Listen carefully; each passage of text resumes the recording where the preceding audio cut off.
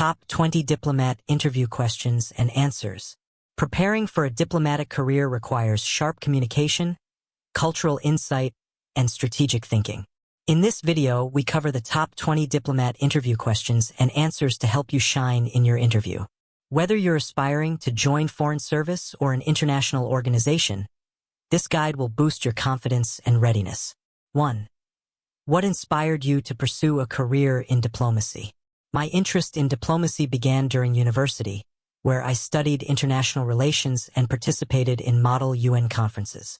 I was drawn to the idea of representing my country, fostering peaceful cooperation, and contributing to global stability. Seeing diplomats mediate conflicts and promote dialogue inspired me to pursue this path. I realized diplomacy combined my passion for languages, cultures, and strategic thinking. The opportunity to influence global outcomes through negotiation and cultural understanding deeply motivates me.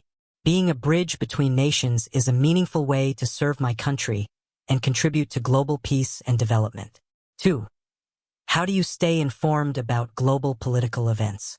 I rely on a combination of reputable global news sources like BBC, Al Jazeera, and the New York Times, as well as specialized journals such as Foreign Affairs and The Economist. I also follow briefings and reports from organizations like the UN and regional blocs. Additionally, I subscribe to newsletters from think tanks like Brookings and Chatham House. Social media platforms, particularly Twitter, help track real-time developments and expert commentary. Staying updated allows me to provide accurate analysis, anticipate shifts in international relations, and maintain a well-informed perspective on emerging political, economic, and humanitarian issues. 3. Describe a time when you had to resolve a conflict between parties from different cultures. During an international youth summit, I facilitated a heated discussion between delegates from conflicting regions. Cultural misunderstandings escalated quickly, rooted in different communication styles and historical grievances. I calmed tensions by creating a neutral space for both sides to express their views, emphasizing mutual respect and common goals. By encouraging active listening and reframing statements diplomatically, I helped shift the tone toward cooperation. The resolution involved agreeing on shared humanitarian concerns. This experience taught me the power of empathy, cultural sensitivity, and mediation techniques, which are vital in diplomacy for de-escalating conflicts and building consensus. 4. How do you handle pressure during high-stakes negotiations? I remain composed under pressure by focusing on preparation, active listening, and staying goal-oriented. Before any negotiation, I thoroughly research all parties, anticipate objections, and define clear objectives. In high-stakes situations, I regulate my emotions, speak with clarity, and maintain a calm demeanor to project confidence and encourage rational dialogue. If discussions become tense, I suggest breaks or reframe the conversation to keep momentum. I also rely on team support and debrief after meetings to adjust strategies. This structured approach ensures that pressure becomes manageable and even productive in achieving diplomatic outcomes. 5. What foreign languages do you speak, and how have they benefited your work? I speak English, French, and Spanish fluently, and have basic proficiency in Arabic. Speaking multiple languages allows me to communicate directly with foreign counterparts, which builds trust and avoids misinterpretation. Language skills also help me understand cultural nuances and local media, offering deeper insights into regional dynamics. In previous roles, using native languages helped smooth negotiations and improved rapport during public outreach events. These skills have been instrumental in fostering cross-cultural understanding, strengthening diplomatic relationships, and demonstrating respect for other cultures, an essential element of effective diplomacy. 6. How would you represent your country's values abroad? Representing my country's values involves embodying its principles through both words and actions. I ensure that I communicate our commitment to democracy, human rights, international law, and peaceful cooperation in all diplomatic interactions. I stay consistent with national policies while being culturally sensitive and respectful to host nations. Public diplomacy initiatives, such as cultural exchange programs or development aid, are opportunities to showcase these values. I also engage with local communities and media to explain our policies transparently. Upholding integrity, fairness, and professionalism reflects positively on my country and reinforces its credibility abroad. 7. What steps do you take to build diplomatic relationships in a new country? When posted to a new country, I start by studying its history, culture, politics, and key stakeholders. I attend official functions, meet government officials, and engage with local civil society. Building trust takes time, so I focus on listening, showing respect, and finding areas of mutual interest. Hosting cultural events or participating in joint programs often helps create goodwill. I also maintain consistent communication and ensure follow-ups on agreements.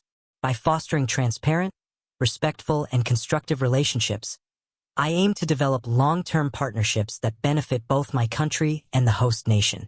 8. How do you handle sensitive or confidential information?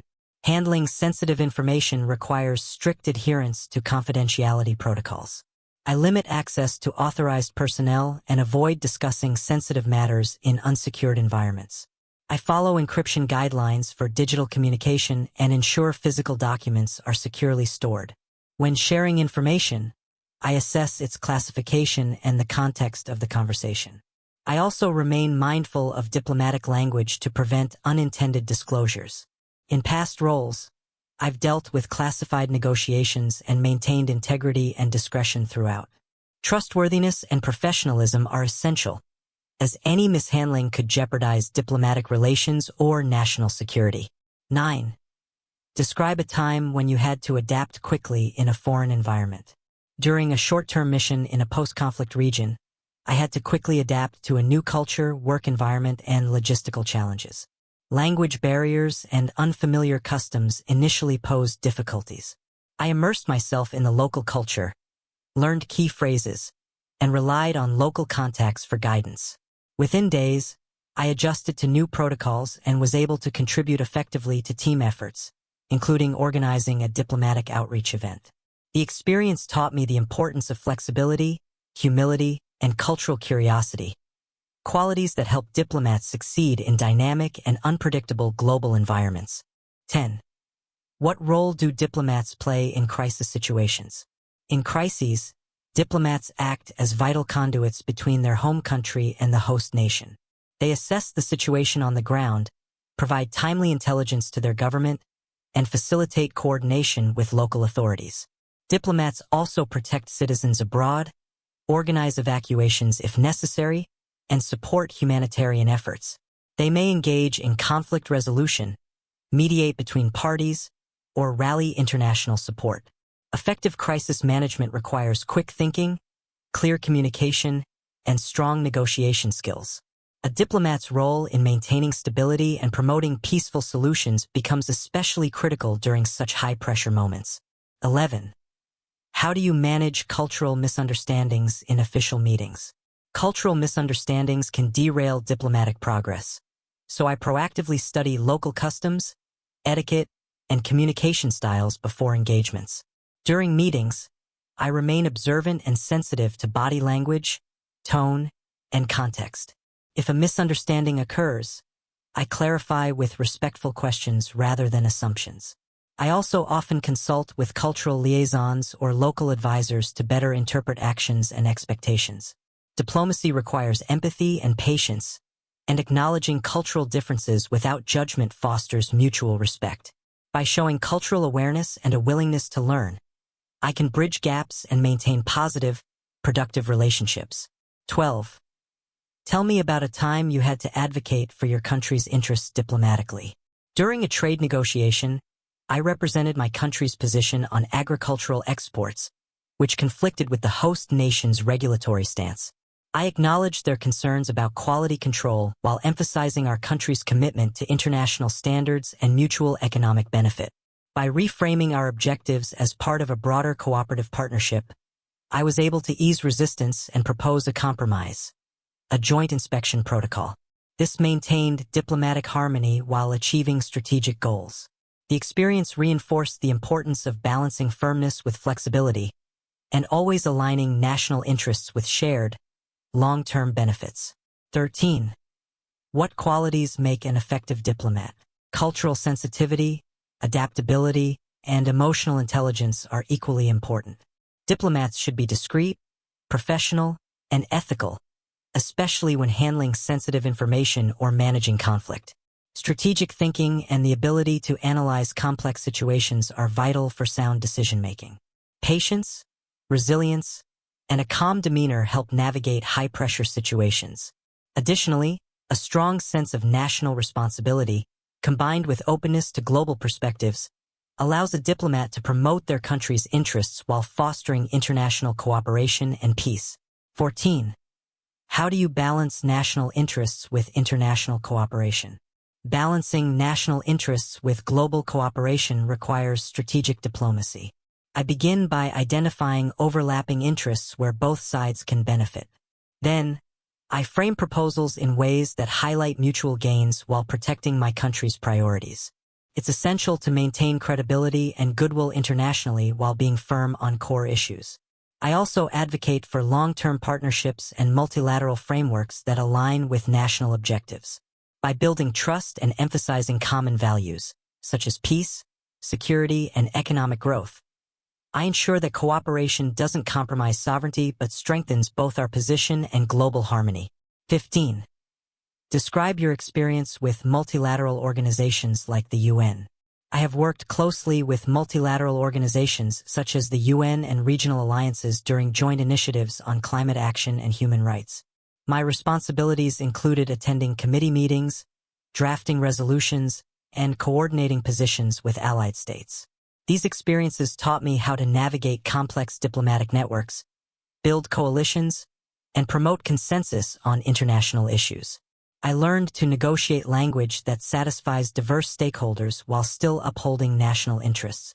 Multilateral diplomacy demands collaboration, cultural fluency, and strategic persuasion, all of which are essential skills in advancing global cooperation and problem-solving. 16. What's your strategy for public diplomacy and outreach? My public diplomacy strategy centers on transparency, cultural engagement, and storytelling. I organize events that showcase my country's culture, values, and policies, such as film screenings, lectures, or cultural festivals. I engage with local media to provide accurate narratives and counter misinformation. I also utilize social media platforms for digital outreach, adapting content to the local audience. Building relationships with academic institutions, civil society, and youth groups is another priority. By fostering dialogue, trust, and mutual understanding, I strengthen the public perception of my country and promote lasting diplomatic ties. 17. How do you prepare for bilateral negotiations? Preparation begins with in-depth research on the counterpart nation's political climate, economic data, cultural norms, and negotiation history.